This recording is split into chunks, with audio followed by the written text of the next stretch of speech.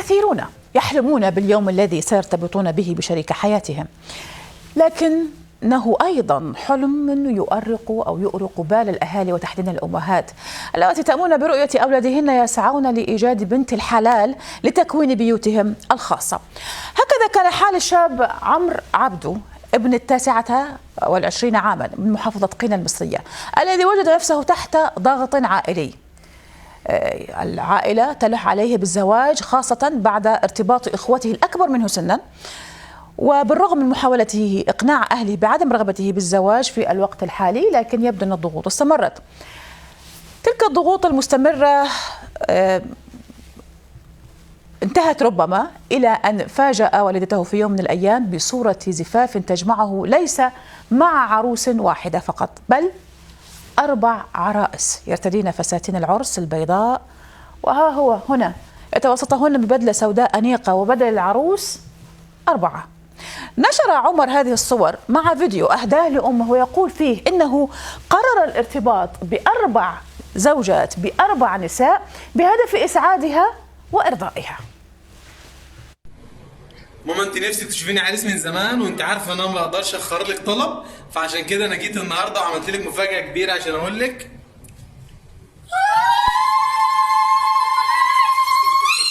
بارك لابنك بقى يا بوحه. طبعا رواد مواقع التواصل تفاعلوا مع قصة عمرو وتباينت آرائهم بشأن تعدد الزوجات الذي ظهر في ذلك الفيديو. زهرة الجولي تقول لو عنده فلوس كتيرة يعني يقدر يعيشهم كويس، ليه لا؟ الحقيقي كده أحلى حاجة إن الراجل يتجوز 4 بس يكون يقدر على الحياة دي.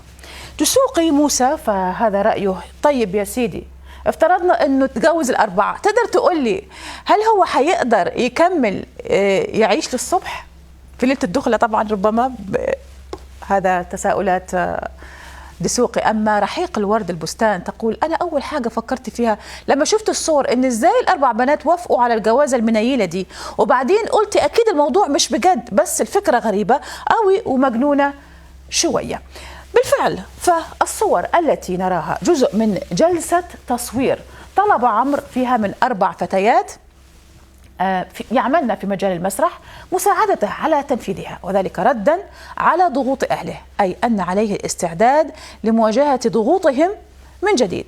ولكن مشاهدينا دعونا نذهب إلى خدمة سكايب من مدينة قنا المصرية، صاحب فيديو العرائس ال4 عمرو عبدو. مرحبا بك عمرو. يعني أهلا وسهلا بك أيا كان اسمك.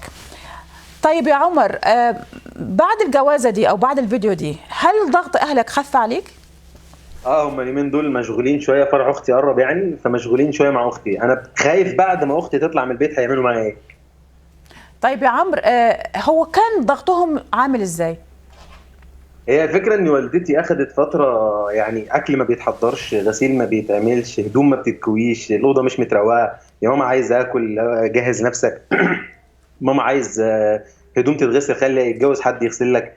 اخذت فتره بنت فلان هتضيع منك، بنت علان هتضيع منك. الموضوع كان صعب يعني. اخذت فتره برضه تقعد تعيط جنبي. قالت لي نفسي اشوفك عريس، فقلت لها خلاص هخليك تشوفيني عريس.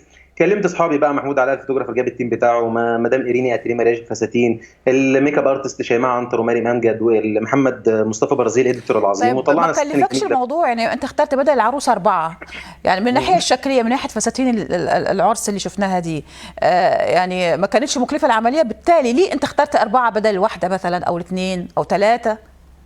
ما هو حد قال لي هي انت عايز تفرح والدتك فتتجوز واحده، انت كده فرحت والدتك وابو والدتك وعيله والدتك كلهم يعني.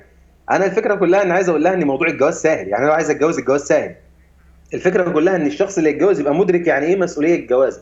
مش الناس بتتجوز تحصل خلافات يتطلقوا بعد ما يخلفوا، فالاطفال بتترمي في الشارع. الجواز سهل، المسؤوليه يعني انت هي المشكله انك رافض رغبه امك او بتواجه رغبه امك بسبب انك مش لاقي بنت الحلال المناسبه ليك، ولا انت رافض فكره الزواج حاليا نهائيا ايا كانت العروس او ايا كانت المرشحه؟ لا طبيعي، الجواز ده سنة ربنا في الارض يعني. طبيعي هتجوز وانا عايز اتجوز، بس الشخص اللي يتجوز يبقى مدرك المسؤوليه ومتحمل المسؤوليه. فانا شايف ان لسه عليا حبه صغيرين يعني عشان اخد الخطوه دي. طيب الحبه الصغيرين دول كام يعني؟ انت ماما كلمتك ولا ايه؟ ليه مركزه قوي في الموضوع ده كده؟ لا ما اتكلمتش معاها، بس يعني انا احس المراه موجود عندي يعني، فبالتالي ممكن افكر زيها يعني.